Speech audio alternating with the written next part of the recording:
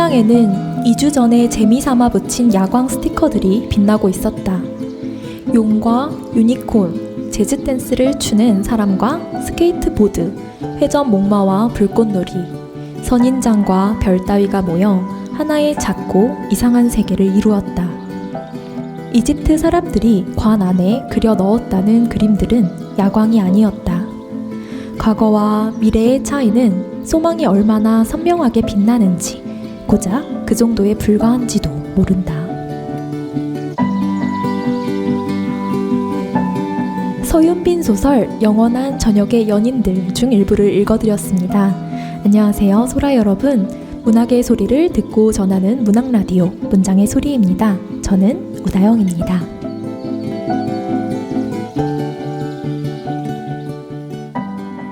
798회는 글틴 캠프와 연계하여 공개방송으로 진행됩니다.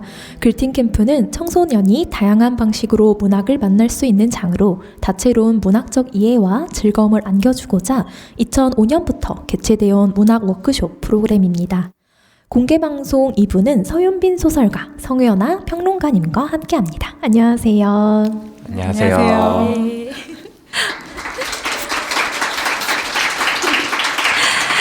두 분 먼저 문장의 소리 소라 여러분과 글틴 캠프 참가자분들께 인사 부탁드립니다. 네, 안녕하세요 여러분. 소설 쓰는 서윤빈입니다. 어제 저랑 멘토링하면서 보신 분도 계시고 나머지 분들은 이제 저희가 항상 뒤에만 있었으니까 많이 못 보셨을 수도 있을 것 같은데 그래도 저희 처음 알아가는 셈 치고 얘기 재밌게 들어주시면 감사하겠습니다. 성현아 평론가님. 네, 안녕하세요. 문학평론을 쓰는 성현아라고 합니다. 만나서 반갑습니다. 반갑습니다. 앞선 1부에서 고성경 양한다 시인님께서 멋진 활약을 보여주셨는데요. 떨리신다고 성현아 평론가님께서 애착 뭔가 안을 게 필요하다고 하셔서 저희가 이 담요를 하나 드렸는데 조금 이따 질문 코너에서 질문을 주신 분께 새 담요를 고르실 수도 있고요. 이제 안고 계신 담요를 고르실 수도 있습니다. 먼저 선착순으로 고르실 수 있는 선택권을 드리도록 하겠습니다. 네, 두 분 먼저 근황부터 여쭤보고 싶은데요. 성현아 평론가님 어떻게 지내고 계신가요? 되게 바쁘게 보냈는데, 그러니까 원래 제가 그 중앙대학교랑 서울예술대학교에서 지금 강의를 하고 있는데요. 그래서 방학이라서 편안할 줄 알았는데 어제까지 마감이 엄청 몰려 있었어서 이걸 오기 위해서 정말 최선을 다해서 마감을 얼렁뚱땅 해버리고 그러고 왔습니다. 되게 바쁘게 지내고 있었던 것 같아요. 네. 윤빈 작가님? 제가 아까 1부를 들으면서 생각했는데 오늘은 열림원의 날이구나. 제가 어제 동화가 나왔거든요. 열림원 어린이에서 나왔어요. 이렇게 따끈따끈한 소식이 있군요. 네, 저도 어제 들었습니다. 아버지께서 알려주셨어요. 동화가 나왔다고. 그래서 알게 됐는데, 그래서 최근에 책이 하나 나왔고 저도 이제 뭐 대학 강의는 아니지만 3월부터 그 소설 창작 강의 같은 거를 좀 하게 돼가지고 강의 준비 같은 거 하면서 지금 단편집 준비하면서 게임하면서 뭐 살고 있습니다. 바쁜 근황 보내고 계신 두 분인데요. 혹시 이 녹음 전에 글틴 친구들을 미리 만나는 기회가 있으셨는지, 어제 많은 시간 보내신 것 같은데 어제 마주한 글틴어들 어떤 인상으로 다가왔는지 궁금합니다. 어떠셨나요, 윤빈 작가님?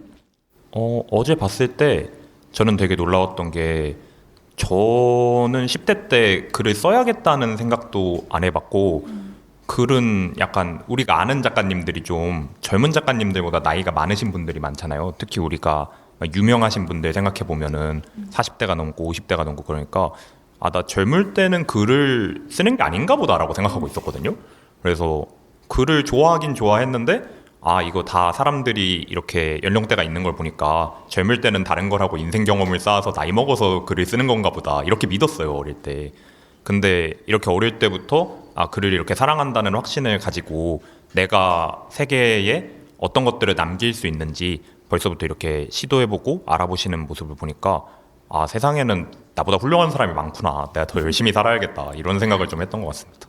저도 사실 글틴 캠프를 준비하면서 10대 때 내가 무슨 글을 썼나, 작가가 뭔지도 몰랐던 시절이었는데요. 모두 대단하시다는 말씀을 드리고 싶고요.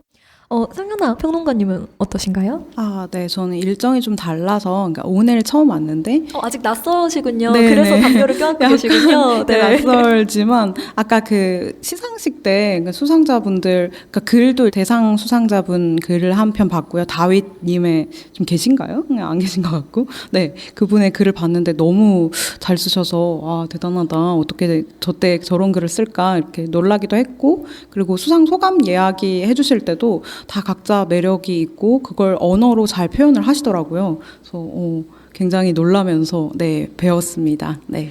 네. 그렇다면 본격적으로 두 작가님들의 10대 시절 이야기도 들어보려고 합니다. 너와 나의 10대라는 좀 푸릇푸릇한 제목을 달아보았는데요. 서윤빈 작가님과 성윤아 평론가님 두 분은 과연 10대 시절 어떤 학생의 모습을 하고 있었을까요? 윤빈 작가님 어떠세요? 이거 어디선가 비슷한 질문을 들어가지고 이거를 한번 써먹은 거긴 한데 제가 10대 때 별명이 공주였거든요. 공주요? 왜 이렇게 놀라세요? 그렇게까지 놀라시면 상처받는데. 이게 이유가 몇 개가 있는데 나 말 안 해. 네, 저희를 납득시켜 주실 겁니다. 여러분 나말 믿음을 안 해. 갖고 네, 들어보겠습니다. 네. 근데 이게 그런 게 있어요. 이유가 두 개였는데 하나는 그 남자애들끼리 어울리려면 아까 양한다 시인님께서도 말을 했었는데 운동을 잘하고 게임을 잘해야 되거든요. 근데 운동을 못하고 게임을 혼자 했어요.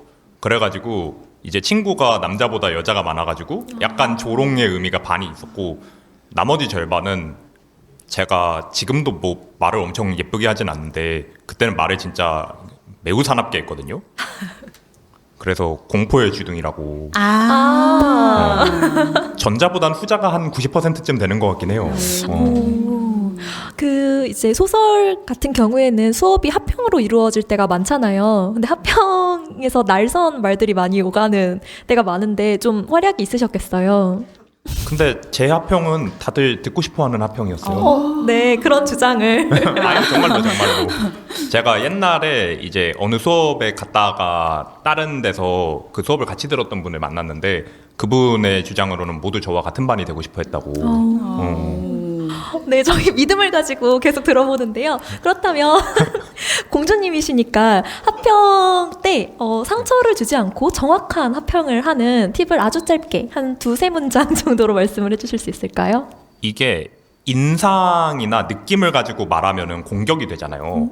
그래서 근거를 가지고 이런 것들이 이런 효과를 내야 하는데 혹은 내고 있는데 이게 이런 거보다 저게 저런 게 어제 합평 같이 하신 분들은 들으셨잖아요. 그래가지고 약간 이거 이런 느낌이야 이거 별로야 이런 게 아니라 효과를 위주로 말씀해 주시면은 상처를 덜 받는다고 저는 믿고 있는데 표정을 보니까 아닌가 보네요. 제가 지금 여론을 좀 살펴보는데요. 어제 합평을 들으신 분들이 계시다는 거잖아요. 여기에 한 명만 물어보면 안 돼요? 안 될 것 같습니다. 그래요? 네, 좋은 상태로 넘어가 보고요. 네, 성현아 평론가님 어떤 10대를 보내셨나요? 네. 전 지금은 좀 나이가 들면서 기력이 없어가지고 되게 점잖아졌는데 그때는 10대 때는 그냥 중학교, 초등학교, 뭐 고등학교까지 계속 별명이 비글이었어요. 그러니까 악마견. 공주와 비글. 네. 그래서 이제 엄청 신나서 막 여러 반에 다 놀러 가서 막 넌 누구야? 막 이렇게 말 걸고 이렇게 신나 있었던 뭐 그런 막 이렇게 요란한 학창 시절을 보냈다가 지금 점잖아졌습니다. 네, 문학을 하기 위해서. 문학을 하면 점잖아져야 되나요?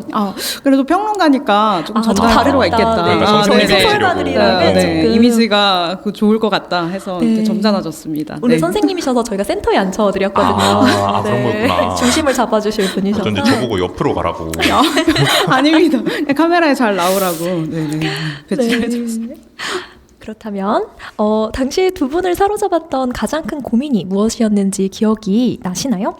그때 고민과 슬픔을 어떻게 극복하고 지나왔는지에 관한 이야기를 들어보고 싶습니다. 현아 평론가님 어떠세요? 네.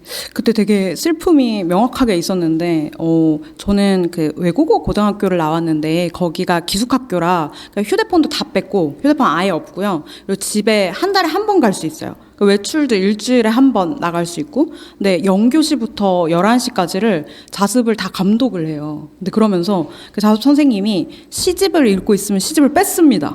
왜 뺐냐면 어째서 시집을 뺐을 외국어로 권리가 된 시집을 안 읽은 거 수능에 아니에요? 도움이 안 된다 이렇게 아. 하면서 시집을 뺐고, 그리고 막 편지를 쓰거나 일기를 쓰거나 이런 거를 일절 할 수 없었어요. 편지도 많이 뺏겼거든요. 근데 그거 되게 부당하고 좀 네. 부정의한 느낌이 있었어요. 그래서 너무 슬퍼서 뭘 할 수 있을까 하니까 수학 문제 풀면서 이 음악 듣는 건 할 수 있더라고요. 그래서 노래를 그렇게 많이 들었던, 그래서 시집을 못 읽게 해서 아, 네, 정말 너무 마음이 아픈 그런 슬픔이 있었고, 그 슬픔을 노래로 이겨냈다. 그때 뭐 아까 뭐 작곡도 하시고 이렇게 하는데 뭐 힙합도 많이 듣고 노래를 들으면서 슬픔을 이겨냈습니다. 네.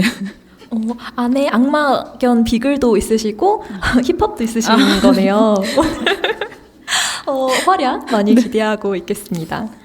그렇다면 학창 시절 윤빈 작가님 재밌는 거 네네. 들으면 이제 안 궁금해지기 마련이니까. 너무 궁금합니다. 어떻게 이겨내셨나요, 슬픔을요? 저는 근데 저렇게 거창한 억압이 있지는 않았거든요. 저는 오. 일반 고등학교였어가지고 제 고민은 용돈이 없는 거였어요. 저희 집은 용돈을 안 주고 아버지가 카드를 주셨는데 어머, 뭐야? 너무 좋은데? 네. 근데 좋지 않아요. 내역을 다 보시거든요.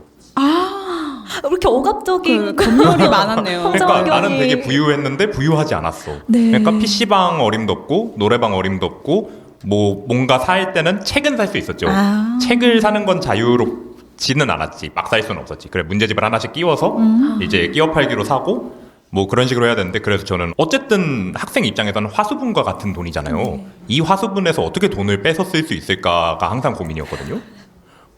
그래서 보통 이제 보편적인 전략 중에 하나, 여러분들 중에서도 부모님 카드만 있고 용돈이 없으신 분들이 많이 하실 텐데, 친구들하고 밥을 먹으러 가면 제가 다 긁습니다. 그리고 인분값을 받아요. 이런 그 자금을 마련하는 방법을 학생들에게 알려드려도 되는 여러분들 건가요? 이거 다 피가 되고 살이 되는. 그리고 학교에 어느 학교에 다니시는지에 따라 약간씩 다르기는 한데, 그 학교 프로그램으로 어디를 보내줄 때가 있어요. 근데 그렇게 보내줄 때에 이 카드가 있으면은 장점이 뭐냐면 거기선 내가 영웅이 될 수 있습니다. 그때 빚을 많이 지워두셔야 돼요. 그렇게 빚을 지어놓으면은 PC방 이용권 한 번이 생기고 노래방 이용권 한 번이 생기고, 그래서 되게 이런 사소하고 실리적인 고민만 하고 살았네요. 영특한 학생이셨네요. 그러게요. 제법 똑똑했다. 좋습니다. 그렇다면 학창 시절 두 분의 장래 희망도 여쭤보고 싶은데요. 각각 소설가와 평론가를 꿈꾸었는지 아니면 어떠한 다른 꿈을 가지고 계셨는지 궁금합니다. 윤빈 작가님, 다른 꿈 있으셨나요? 아까도 말씀드렸지만 저는 소설이든 시든 모든 문학은 나이 먹고 해야 되는 건 줄 알았어요. 그래가지고 그때는 뭐 그래 한 50대 60대쯤 되면은 소설 같은 걸 쓰고 한 7, 80쯤 돼가지고 또 그 정도 나이 드신 분들은 별로 없더라고요. 가만 보니까. 너무 무서운 얘기 아닌가요? 그래서 지금 두려움에 떨고 있는데, 근데 그래가지고 그래서 그때쯤 되면은 아무도 나를 신경 쓰지 않지만 나는 하고 싶은 거 이론 물리학 연구 같은 거를 7, 80대에 해야겠다 뭐 이런 생각을 했었거든요. 네. 그래서 막상 젊을 때 그 우리 한창 창창할 나이라고 하면 좀 그렇고 생산 가능 인구라고 할까요? 생산 가능 인구 때 하고 싶었던 거는 약간 사업 이런 거였어요. 네. 그래서 나도 막 빌 게이츠가 돼서 사람들 머리에 칩도 심고 세계를 지배하고 싶다 이런 생각을 했었는데, 그래서 우리나라에 되게 특이한 것들이 많거든요. 그 수없이 많은 영재교육원들이 있는데 영재 기업인 교육원이라는 거 있는 거 아세요? 처음 듣습니다. 그쵸. 네. 저도 처음 들었어요. 네. 근데 있더라고. 영재 기업인 출신이신가요? 영재 기업인 출신이에요. 아니 너무 특이하잖아요. 어떻게 그런 곳이 있을 수 있죠? 놀랍게도 있어요. 네, 영재 출신 기업인. 그렇죠. 네. 근데 지금 이러고 있어요. 어째서 기업인들의 영재가 문학계의 인재를 뺏긴 걸까요? 그 기업인들이 저를 버렸습니다. 네네. 저랑 비즈니스 이걸 하다 보면은 보통은 돈을 어떻게 벌까, 이게 예를 들면 아이스크림을 많이 팔고 싶다. 그러면은 어떤 아이스크림을 가장 싸고 맛있게 만들어서 많은 사람들에게 팔까 이런 걸 고민해야 되잖아요. 근데 저는 아이스크림 매장에 이거 자물쇠 안 채워놓으면 사람들이 훔쳐가지 않을까 이런 걸 고민하는 거예요. 그래서 약간 좀 핏이 안 맞는데? 이 사람들이랑 나랑 결이 다르다 하고 걸어 나오게 됐죠. 쫓겨나지 않았어요. 절대 쫓겨나지 않았어요. 오늘 윤빈 작가님을 많이 저희가 믿어드리는 걸로 하고요. 그렇다면 두 분은 소설가 평론가의 삶으로 이제 돌아오게 되셨는데 어른이 되어 경험한 소설가와 평론가의 삶은 어떤 모습일지 우리 글팀 친구분들께 설명해 주셔도 재밌을 것 같아요. 네, 앞에 약간 건너뛴 것 같아요. 또 건너뛰었나요? 네. 제가 대답하면서 같이 이렇게 대답할게요. 공개 방송을 두 번째 진행하다 보니 어지러웠나 봐요. 네네. 성은아 작가님 장래희망 있으셨나요? 네.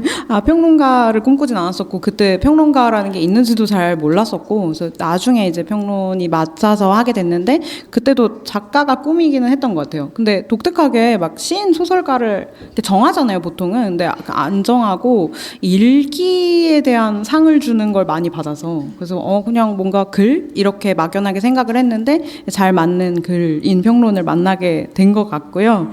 두 번째 질문도 그냥 같이 이어서, 네, 평론가의 삶이 재밌다고 얘기를 드려야 될 것 같은데 즐거운 것도 있는 것 같아요. 확실히 이제 즐거운 것은 특히 뭐 소설가 시인분들도 많겠지만 평론은 좀 일적으로도 이렇게 여럿이서 평론가들이 모여서 그 뭐 계절에 발표된 가장 뭔가 좋은 소설 10개를 뽑는다거나 이런 일들이 많거든요. 그럴 때 진짜 치열하게 싸워요. 내가 밀고 싶은 소설, 내가 좋다고 생각하는 소설, 이런 것들을 막 이렇게 얘기하고 공유하고 그러면서 좀 재밌는 부분들이 있고요. 그런데 좀 읽는 분량이 이제 많다 보니까 만약에 뭐 리뷰를 쓰더라도 막 이렇게 뭐 40매는 쓸 수 있을 것 같아요. 이렇게 해서 받았어요. 근데 책이 이제 왔는데 책이 700페이지예요.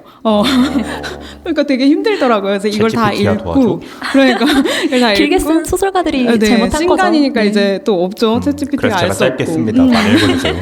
그래서 되게 그러니까 읽는 양이 되게 방대하기 때문에 좀 어려운 점이 있다. 그러나 이제 즐거움이 있다. 뭐 이 정도로 얘기를 드릴 수 있을 것 평론가 같아요. 분들께 궁금한 점이 있었어요. 어떻게 이렇게 많이 빨리 아. 잘 읽어내는지 어떤 독법에 대해서 좀 비법을 들어보고 싶습니다. 근데 비법은 아니고 평론가 중에 제가 책 되게 느리게 읽는 편이었거든요. 그러니까 좀 꼼꼼하게 읽느라고. 근데 정말 많이 빨리 읽어야 되니까 계속 하다 보니까 좀 빨라졌어요. 이게 속독학원을 안 다녀도 되는. 그래서 많이 읽으시면 읽기가 빨라집니다. 또 많이 읽으시면 좋다. 학창 아니 시절에. 너무 우등생 같은 말씀을 해주셔서 여러분. 외국어 고등학교니까요. 네.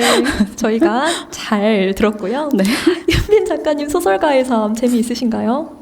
알고 계시지 않나요? 그래도 네, 희망적인 말씀 부탁드립니다. 좀 희망적인 얘기 하려고 그랬는데. 네. 네. 그 소설가든 이건 아마 시인도 비슷할 것 같아요. 이 직업의 제일 좋은 점은 혼자 일한다는 겁니다. 그래서 이게 여러분들도 지금 교우 관계나 친구, 선생님, 부모님 관계가 문제잖아요. 항상 내가 부모님 없이 제한 없는 재화와 집과 이런 것들의 소유권을 갖게 된다면 부모님과 따로 살고 싶은 학생들도 꽤 많을 거라고 생각하는데 소설가는 일단 출근을 하지 않고요. 당연히 출근 지옥 같은 것도 겪지 않겠죠. 그리고 내가 뭔가를 할 때 어쨌든 협의하는 것이 다른 직업에 비해 압도적으로 적어요. 이런 거를 해주세요라고 하면은 알아서 해서 뚝딱뚝딱 해가지고 마지막에 최종적으로 거절이 있을지라도 어쨌든 일은 혼자 해요. 그래서 삶의 질이 좋은 편이다? 그러니까 이게 좀 애매한 삶의 거예요. 질이 좋은 편. 이게 좀 애매해요. 왜냐면은 작가의 수익이 막 엄청나지 않다는 거는 저는 컨센서스라고 생각하니까 말이 된다고 생각하는데 네. 돈이 많지 않아도 그 적은 돈으로 되게 행복하게 살 가능성이 있어요. 성향에 따라서. 그래서 성향이 맞으시면은 되게 괜찮은 직업이 될 수도 있습니다. 되게 유보적으로 말하죠. 네, 죄송해요. 그 영재 기업인 출신이셔서 그런지 지금 굉장히 컨설팅 진로에 그 홍보가 되는 말씀을 주셨는데요. 근데 정말 제가 꼽는 큰 장점이기도 합니다. 사람 싫어하는 거 아니지만요. 그 초고까지 이 모든 걸 내가 혼자 쓰고 혼자 책임지고 혼자 마무리 지을 수 있다는 게 엄청난 메리트인 것 같아요. 조별과제 하지 않는 거죠. 그렇죠. 조별과제가 너무 힘들어요. 네, 그런 성향이신 분들 소설로 모두 모여주시면 좋을 것 같고요. 그리고 벼락치기 잘하시는 분들께도 추천드려요. 여기 벼락치기의 산증인이 2명이나 있는데 누구죠? 우시성을 가진 희귀한 소설가 하나 하고요. 저하고. 네. 그러면 안 됩니다, 여러분. 성실하신 현아 아닙니다. 평론가님께서 한번 요즘 똑같이 네. 마감에 맞춰서 빨리 하는 벼락치기를 많이 하고 있습니다. 네. 두 분 작가님들의 생활 한번 엿봤고요. 저희 두 번째 코너 넘어가 보려고 합니다. 선생님 궁금해요 코너인데요. 문장의 소리 제작진과 글팀 친구들이 머리를 모아 두 선생님께 드릴 질문을 준비하였습니다. 첫 번째는 선생님을 곤란하게 하기 위한 학생들의 단골 질문, 첫사랑 이야기 해주세요가 되겠습니다. 앞서 고성경 양한다 시인님께서 아주 진하고 재미있는 이야기를 들려주셔서 부담이 가득하실 것 같은데요. 두 분의 첫사랑 이야기 누가 먼저 하실까요? 제가 먼저 할게요. 네, 먼저 성현아 하시죠. 왜냐면 평론가님. 윤비님 너무 재밌게 해주실 것 같아서 네. 해봐요. 뒤에 하면 좀 재미없는 재미없을 얘기인데. 수 있으니까 근데 공교롭게도 저도 이제 고등학교 1, 2, 3학년, 3년을 다 이 연애를 이렇게 쭉 한 친구가 있어서 그걸 얘기를 드리면 그 휴대폰을 다 뺏겼다 그랬잖아요. 그래서 기숙학교라 휴대폰도 없고 연락을 할 수가 없어요. 서로. 연락을 할 수 없는데 좀 안 친한 전혀 친하지 않은 말 안 나눠본 이런 친구랑 과학실 청소에 배정이 된 거예요. 근데 교실 청소는 원래 한 7명 이렇게 배정을 하는데 둘만. 근데 과학실이 또 되게 멀어요. 그래서 멀리 가서 왜 밖에 딱 나가 과학실에 둘이 밀대를 가지고 와야 된다. 그래서 일주일 동안 계속 그걸 하니까 어쩔 수 없이 얘기를 하잖아요. 그래서 좀 친해지더라고요. 그래서 약간 조금 친해졌는데 그 학생이 이제 학생 회장이었어요, 당시에. 그래서 좀 그래서 뭔가 이거 연령 제한 괜찮은 거죠, 얘기? 얘기해도 되나요? 학생 회장이라 그 뭔가 좀 나랑 친해질 수 없을 것 같다 이렇게 생각을 했는데 좀 얘기해도 되는 건가요? 그럼요. 네, 이제 그럼요.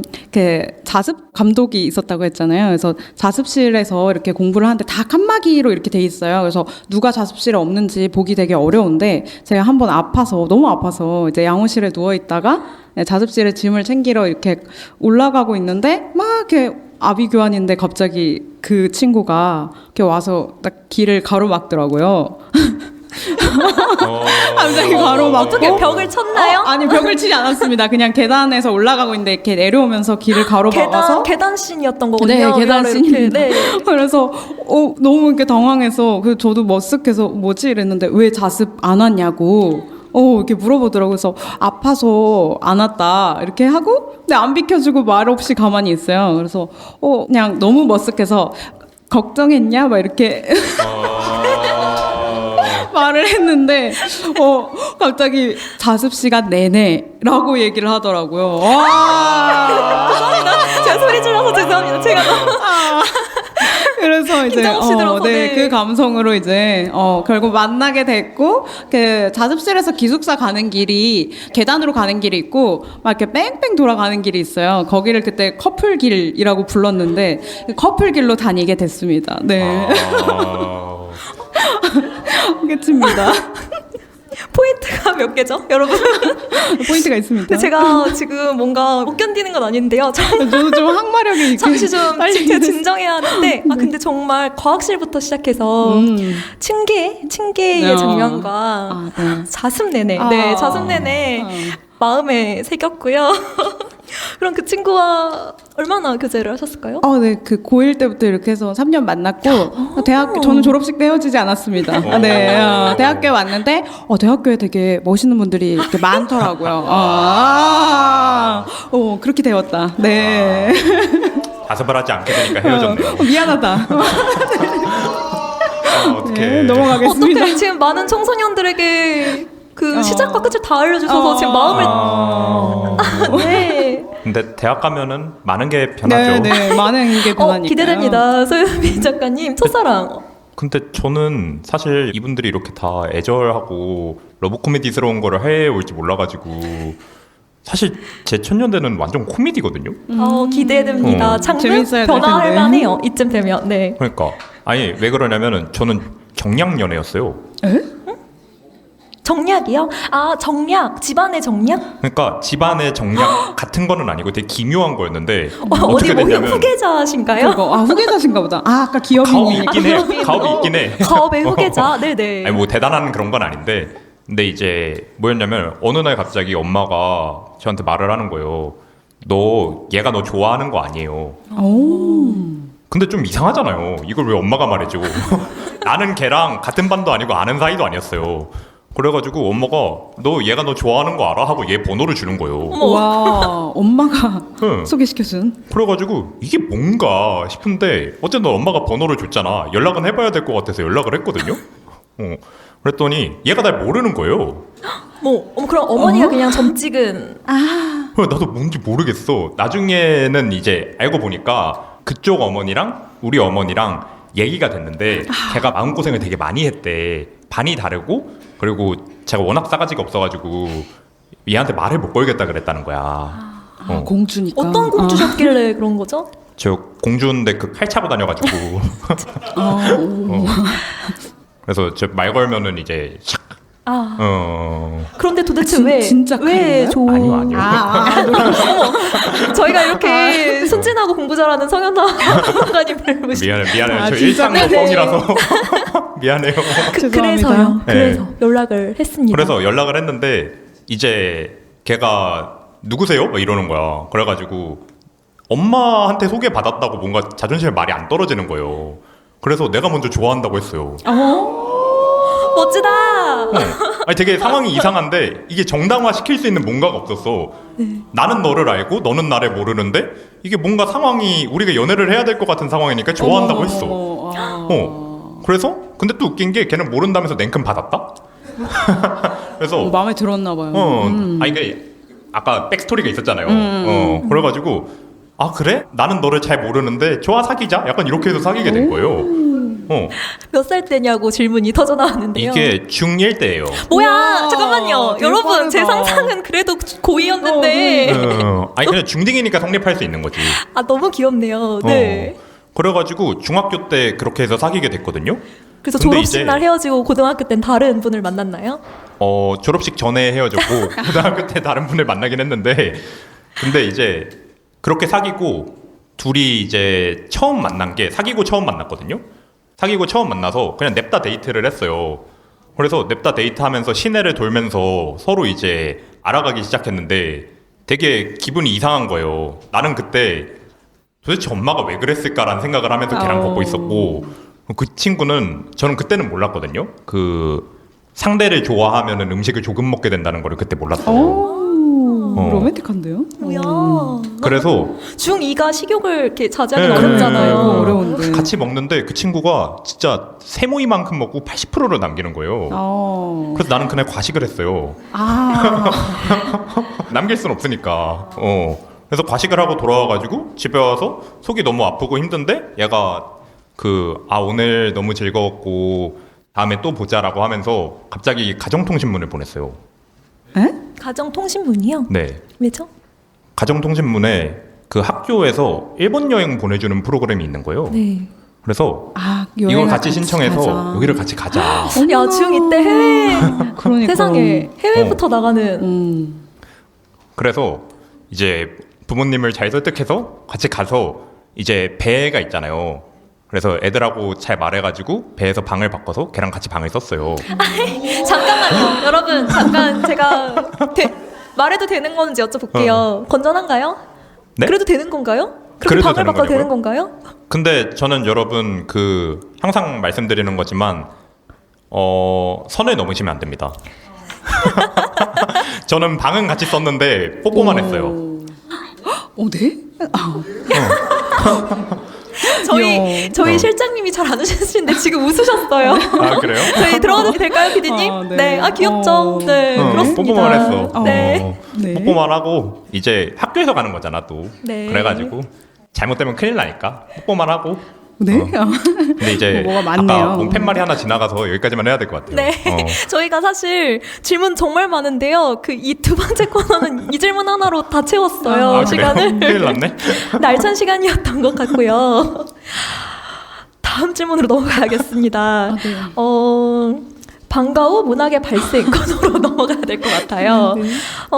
먼저 두 분은 학창 시절 학교가 끝나면 주로 무엇을 하는 학생이었는지 이제 학창 시절을 좀 들어보려고 합니다.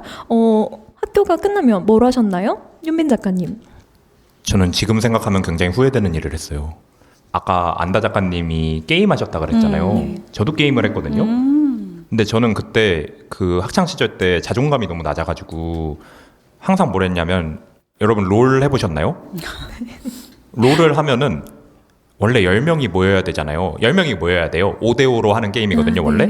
근데 그걸 5대5로 안 하고 그 개인방을 만들어서 인공지능 5개 하고 대결할 수 있거든요. 어릴 때부터 인공지능과 가까우셨네요. 그래서 그때 항상 나는 인공지능들을 짓밟으면서 내 자존감을 채우는 걸 했어요. 6년 동안. 근데 그래서 내가 작가가 되니까 챗GPT가 나오더라고요. 네. 미안해요. 나 때문인 것 같아요. 챗GPT에 좀 관여가 있으시다. 나는 나 때문이라고 굳게 믿고 있어요. 재밌습니다. 그러면 송하나 작가님은 게임 한 번도 안 해보셨을 것 같은데. 저는 진짜 오버워치에 중독이 심하게 돼가지고 이 작가들 네. 이래도 되나? 서든, 네. 롤, 오버워치. 게임 네. 너무 이렇게 중독 잘 되고 롤도 하고 스타크래프트도 하고 재밌게 보냈습니다. 좀 잘하셨나요? 티어가 높으셨나요? 네, 티어가 되게 높았어요. 네. 오, 혹시 이 티어를 공개할 수는 없습니다. 네. 그러나 이제 높은 편이었다. 네. 좋습니다. 알차게 갑자기 자기 자랑. 네. 학교를 졸업하면 어떻게 문학을 공부하면 좋을지 궁금해하는 글틴 친구들도 있으시더라고요. 반드시 문학 관련 학과에 진학하는 것이 좋을지, 만일 그렇지 않다면 어떻게 글을 읽고 써야 할지 그런 고민에 관하여 학생들에게 이제 해줄 수 있는 조언이 있으실까요? 하나 평론가님? 저는 근데 그러니까 관련 없는 학과에 진학을 해도 그게 큰 도움이 된다라고 생각을 하거든요. 뭐 이를테면 이제 이현석 작가라는 분이 계신데 의사세요. 근데 그런 의학 전공이 소설에 이렇게 녹여지니까 너무 재밌더라고요. 저는 너무 흥미로워서 그런 것들 도움이 되고 저도 그 심리학을 복전을 했는데 그게 문학에 진짜 도움이 많이 되더라고요. 심리학을 하셨어요? 네네네. 그래서 그게 되게 도움이 되기는 하는데 결론은 근데 국문과나 문창과를 갔을 때 저는 조금 더 좋다고 생각이 들긴 하는 건, 그러니까 추천을 드리긴 하는 건, 그러니까 과마다 그 전공에 맞게 좀 분위기가 형성이 되는 것 같아요. 아무래도. 그러니까 세상을 보는 관점이나 이런 것들도 좀 더 유사한 친구들이랑 같이 있을 수 있어서 그게 큰 도움이 되지 않을까. 그래서 문학을 하고 싶으면 문학 관련된 과를 가도 그게 좋을 것이다라는 생각이 좀 들어요. 네네. 아니더라도 뭐 안 좋다는 건 아니다. 뭐 이렇게 얘기를 드려봅니다. 윤민 작가님 진로 어떨까요? 문학 쪽으로 안 가도 될까요? 저 이거 먼저 확인을 받고 해야 될 것 같은데 네. 사적인 홍보도 해도 되나요? 하면 안 되나요? 사적 홍보요? 저희가 들어보고 편집하겠습니다. 아, 그래요? 네. 근데 뭐 말할지 아시잖아요. 학교 아니요, 학교 말고. 뭐죠? 그 학교 밖에도 아카데미가 많으니까 괜찮나요? 괜찮나요? 네, 좋습니다. 아, 그래요? 네네. 일단 저도 문창과나 관련 학과 출신이 아니에요. 근데 사실 별로 사는데 큰 지장까지는 없는 것 같아요. 이제 작가가 됐을 때 원래부터 친구였던 사람이 없다 정도는 약간 외로울 수 있는데, 그래도 사실 정말 아무 데서도 안 배우고 작가가 되시는 분은 많지 않아서, 근데 그런 데서도 이제 친구가 만들어지고 연이 만들어지고 하거든요. 그래가지고 어떻게 보면은 학과가 필수적이지는 않은 것 같아요, 저도. 그리고 저도 이제 쓸 때 과학 지식이나 이런 거 엄청나게 녹이는 편인데 도움이 많이 됩니다. 왜냐면은 나는 이거 내가 하면 남들이 안 한다는 약간의 확신을 가질 수 있거든요. 윤빈 작가님의 전공 한번 공개해 주시죠. 저는 이제 전기공학과였는데 그래서 내가 막 블랙홀 얘기 쓰고 그러면은 그래 내가 뻥치면 아무도 모르겠지라는 묘한 자신감이 있어요. 이런 거 좋습니다. 이런 거 있으면. 저희가 문학에 대한 이야기 질문을 하나 학생 질문을 드려보고 싶은데요. 문학을 하는 것으로 세상의 문제를 해결할 수 있을까요? 보다 직관적인 방법으로 문제를 제기할 수 있는 이 시대에서 우리가 왜 문학을 해야 한다고 생각하는지 두 분의 생각이 궁금합니다. 현아 작가님 어떠세요? 왜 문학해야 될까요? 좀 약간 어느 정도로 이야기해야 될지 모르겠지만 다른 방식도 있는 것 같아요. 뭐 언론이나 아니면은 실제 현장 운동을 한다거나 뭐 정치 쪽으로 간다거나 이런 방식의 뭐 현실의 문제들을 해결하는 방법이 있겠죠. 근데 그게 있다고 생각을 하고 그것보다는 문학 방식이 덜 즉각적이라는 생각은 들어요. 그러니까 당장에 뭔가를 하게 만들기가 좀 어려운 장르이긴 한데요. 그런데 이제 아까 심리학 전공했다고 얘기했으니까 한 사람을 되게 오랜 시간 동안 바꿔놓는 건 결국엔 감정과 감각이거든요. 그러니까 어떤 문구나 당장에 해야 될 행위가 아니라. 그래서 저는 그 소년이 온다를 가지고 수업을 한 적이 있었는데 그때 어차피 수업을 해야 되니까 작품도 읽고 뭐 다큐멘터리도 보고 여러 가지 뭐 사료 전집 이런 것들도 보는데 그런 것들을 볼 때보다 그 소설책을 볼 때 정말 힘들더라고요. 그래서 이걸 보니까 그러니까 직접적인 어떤 광경 장면들 이런 것들보다 되게 끈질기게 한 사람을 설득하는 건 문학의 장르일 수 있겠다 이런 생각이 들어서 네 그래서 영화보다도 영화는 이제 바로바로 보여주잖아요 어떤 장면을 근데 문학은 늘 지연이 있는 장르거든요. 그러니까 뭔가 총 쏘는 장면을 이렇게 바로 보여주지 않고 그것을 다시 생각하고 상기하고 나만의 감각으로 이렇게 환기하게 만드는 그래서 이 장르는 정말 꼭 필요한 장르다. 그래서 해야 되는 거다라고 갑자기 문학 만세입니다, 여러분. 네, 강조를 한번 드려봅니다. 네. 윤민 작가님 왜 문학해야 할까요? 저는 이제 어떻게 보면은 시작을 약간 사업 이런 쪽으로 했으니까 영재시니까요. 네, 뭐를 하는 것으로 세상의 문제를 해결하는 이거 딱 스타트업의 문구거든요. 네. 근데 제가 실제로 스타트업도 해보고 사업 컨설팅도 해봤어요. 근데 그런 거 하면서 느낀 게 저는 그 문제에 대해서 생각하면 생각할수록 그 문제에 대해서 모르겠게 되는 거예요. 그러니까 예를 들면 사람들이 은행을 쓰는 게 힘들어서 불편해 라는 문제가 있다고 할 때 그 문제에 대해서 그러면은 그 직접 이동하기 힘들고 이거 은행 영업시간 짧으니까 그 토스 같은 걸 만들어서 비대면으로 해결하자 이게 사업의 방식인데 근데 본질적으로 생각해 보면은 우리가 은행에 왜 이렇게까지 의존을 해야 하고 은행이 우리 돈을 가지고 있으면서 이자를 주는 거는 맞는데 은행은 너무나도 자주 우리를 속이잖아요. 그래서 우리가 애초에 은행에 돈을 넣어야 할까? 그리고 이 은행과 우리가 맺는 이 관계는 건전한 관계인가? 사실은 그들이 우리를 존중한다면 우리에게 이상한 상품을 추천하면 안 될 것인데 그리고 자기네들 사람 줄인다고 키오스크 설치해놓고 우리를 몇 시간씩 여기 앉아있게 하면 안 될 것인데 왜 이런 일이 일어나는 걸까를 점점 생각하다 보면은 어떻게 가냐면 이 문제를 해결한다 혹은 어떻게 해결한다 이런 것보다 이게 왜 문제이고 이게 어떤 문제이고 이런 거에 대해서 점점 생각을 하게 되거든요. 근데 그 생각들에 관해서 쓸 수 있는 게 문학이라고 생각을 해요.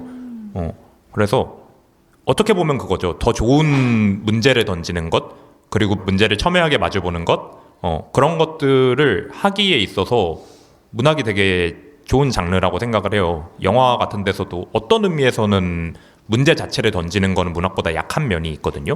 왜냐면 화면으로 보여줘야 되고 그냥 화면 틀어놓고 나레이션 문학처럼 읽을 거면은 영화로서는 장르의 매력에서 좀 멀어지게 되는 거기 때문에 우리가 하는 일은 무엇이 문제인지 생각하고 그것이 왜 어떤 성격의 문제인지 생각하고 그래서 의문을 던지는 것까지가 우리의 역할일 수도 있지 않을까라고 생각하면서 저는 재미 위주의 소설을 쓰고 있습니다.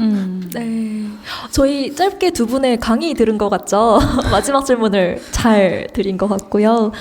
시간이 조금 부족할 수 있지만 그래도 현장에 있는 친구들 질문을 받아보고 싶어요.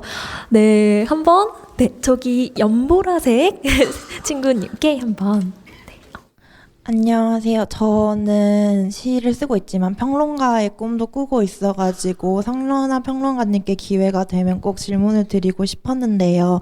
저는 줄곧 따뜻하지만 상투적이지 않은 말로 누구도 저한테 해준 적 없는 말로 하지만 무엇보다도 나를 관통하는 말을 건네는 사람이 참 매력적이다라고 생각했어요. 근데 그런 매력적인 글을 쓰는 문인들을 찾아보니까 특히 평론가들이 그렇더라고요. 그 중에서도 성연아 평론가님이 잘 그런 글들을 쓰신다고 생각해서 성연아 평론가님처럼 아까 말씀하신 치열하게 뭔가 좋아하는 소설에 대해 얘기를 하신다고 동료 평론가님들이랑 그렇게 말씀하셨는데 되게 온도 높으면서도 상투적이지 않은 표현들로 내가 다른 작품에 대해 느낀 것들을 좀 어떻게 말할 수 있는지 아직 저는 부족한 그래도 습작생이고 꿈꾸고 있는 사람이니까 제가 어떻게 좀 연습해 나가면 좋을지 조언해 주시면 감사하겠습니다. 네. 질문이 거의 힐링 네. 캠프 온 것 같은 느낌이 들고 좀 짧게 빨리 네. 얘기를 해야 돼서 너무 좋은 이야기인데 되게 어려워요. 그러니까 좀 다른 이야기를 해야 되고, 그러니까 새롭고 뭔가 정확한 이런 이야기를 하려면 일단은 어떤 것에 대해서 많이 봐야 되는 것 같아요. 그러니까 소설이든 시든 그것을 계속 많이 보다 보면 그 안에 항상 세계가 있어요. 그 정확한 세계가 있거든요. 그 세계를 제대로 봐줘야 되는데 동시에 좀 슬프지만 아쉽게도 이 많이 본다는 게 여러 번 보는 것도 있지만 다양하게 봐야 되는 것 같아요. 그 사이에서 어떻게 차별화되는지를 봐줘야지만 그 작품에 대해서 명확하게 말할 수 있는 것 같거든요. 그러니까 작품이 아니더라도 다른 어떤 것이든 그래서 그런 방식으로 그래서 아까 속독 얘기를 드렸잖아요. 많이 읽으면 또 빨리 읽게 된다. 그래서 빨리 많이 읽으면서 좀 봐주는 것 그리고 애정을 가지는 것 이게 가장 중요할 것 같아요. 그것에 대한 애정, 작가에 대한 애정, 작품에 대한 애정. 네, 그렇게 해보시면 좋은 글을 쓰지 않을까. 지금 이 말씀도 되게 네. 정확하고 따뜻하잖아요. 그래서 잘하시지 않을까 싶습니다. 네. 따뜻한 질문과 따뜻한 답변 감사드리고요. 네, 손 들어주신 분께 다음 질문. 네. 저는 그 서현빈 작가님께 질문을 드리고 싶은데요. 서현빈 작가님의 과학 소설로 등단을 하신 걸로 알고 있습니다. 네네. 저는 되게 과학 소설이나 그런 장르 소설로 분류되는 것보다 순문학 쪽을 하고 싶어하는 사람인데 요즘 소설들을 보면 그 둘의 경계가 되게 흐려지고 있는 것 같아요. 그래서 작가님은 그 둘의 경계가 의미가 있다고 보시는지 만약에 의미가 있다면 그 둘은 어떻게 구분된다고 생각하시는지가 궁금합니다. 이거 되게 큰 얘기라서 함부로 설명하기 조금 어렵긴 한데 일단 저는 제가 하고 있는 게 순문학이라고 생각하고요. 그리고 SF라는 장르는 좀 지금 해체돼가지고 다양한 장르의 서브 장르로 들어가는 추세이긴 하거든요. 그게 왜 그러냐면 세상 자체가 약간 SF화해 됐기 때문이기도 해요. 우리가 옛날에는 좀 세상에 대해서 알고 있다고 생각하면서 써왔던 것들이 이제는 세상 자체를 모르게 됐으니까 사실 조금만 판타지적인 게 들어가도 이제는 과학적 해석이 덧붙을 수 있고 SF 같은 느낌을 좀 주게 됐거든요. 그래서 SF는 어떻게 보면은 바로 옆자리 정도의 느낌이라고 일단은 생각하셔도 될 것 같고 네, 그래서 어쨌든 순문학을 하실 때 SF 쪽에 끌리시거나 만약에 그런다면 그런 거 가지고 들어오시는 것도 전혀 문제가 안 되시고요. 그리고 SF는 그냥 진짜 바로 옆집 절친한 이웃 조금만 옆에 보면은 있다 라고 생각해 주시면 될 것 같습니다. 네. 네. 저희가 사실은 그 성현아 평론가님이 안고 계신 담요를 우선권을 드리려고 했는데 혹시 두 분 안고 계신 담요가 더 좋으신지. 네. 감사합니다.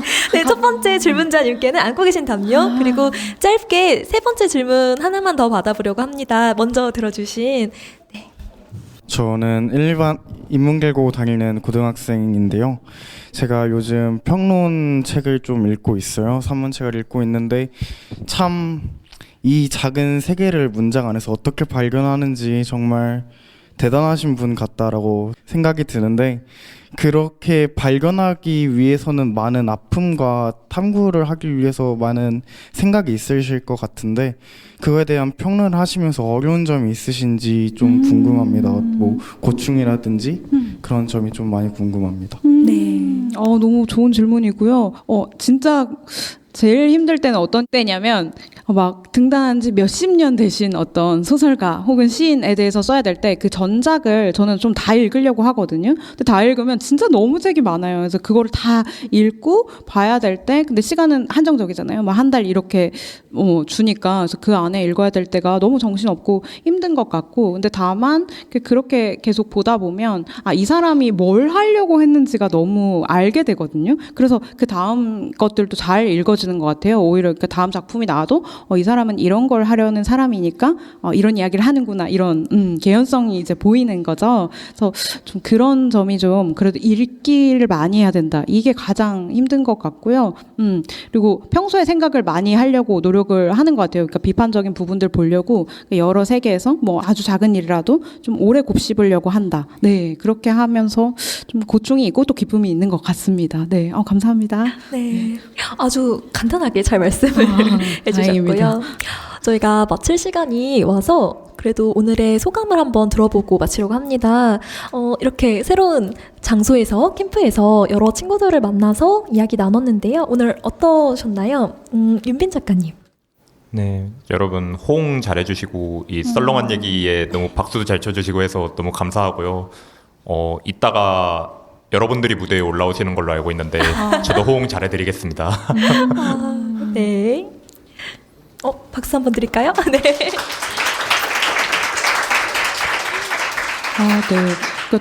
저도 너무 좋은 시간이었고, 저조차도 평론이라는 분야를 늦게 알아서 큰 관심이 있을까 이렇게 생각을 했는데, 열화 같은 관심을 보여주셔서 너무 감사하고 사랑합니다. 네. 두 분 특별한 시간을 함께 해주셔서 정말 감사합니다. 저희 문장의 소리도 소라님들과 함께 서윤빈, 성현아 작가님을 그리고 글팀 친구들을 응원하겠습니다. 저는 다음 주 799회 1부로 다시 인사드리겠습니다. 곳곳에 가닿을 문학의 소리를 상상하며 마칩니다. 저는 오다영이었습니다. 나무 향기가 좋아서 오늘도 연필을 들어서